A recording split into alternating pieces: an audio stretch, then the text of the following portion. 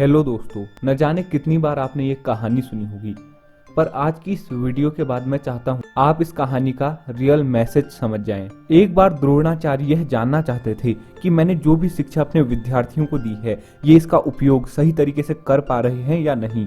तो उन्होंने सभी विद्यार्थियों की परीक्षा लेने का निर्णय किया। उन्होंने सभी विद्यार्थियों को लाइन से खड़ा कर दिया और एक पेड़ पर लकड़ी की एक चिड़िया रख दी और कहा, तुम्हें इस चिड़िया की आंख फोड़नी है। सबसे पहले लाइन में युधिष्ठिर थे, इसके बाद नकुल, फिर सहदेव, फिर भीम, फिर अर्जुन और फिर बाकी के विद्यार्थी।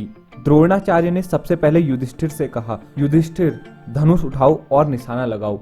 युधिष्ठिर ने धनुष उठाया और निशाना लगाया। तब द्रोणाचार्य ने पूछा कि युधिष्ठिर तुम्हें क्या दिख रहा है? तो युधिष्ठिर ने जवाब दिया कि गुरुदेव, मुझे पेड़ दिख रहा है, मुझे पूरी की पूरी चिड़िया दिख रही है, मुझे इसके पीछे जो नदी है वह भी दिख रही है।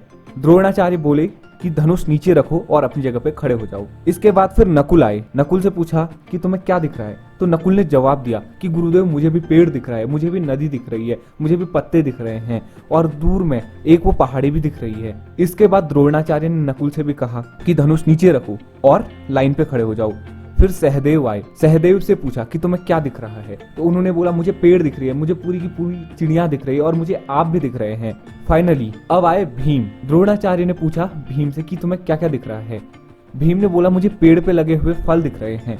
द्रोणाचार्य ने पूछा, तुम्हें चिड़िया नहीं दिख रही? तो भीम ने जवाब दिया, कौन सी चिड़िया? इसके बाद द्रोणाचार्य ने बोला कि तुम धनुष नीचे रखो और अर्जुन तुम आओ, धनुष उठाओ और निशाना लगाओ।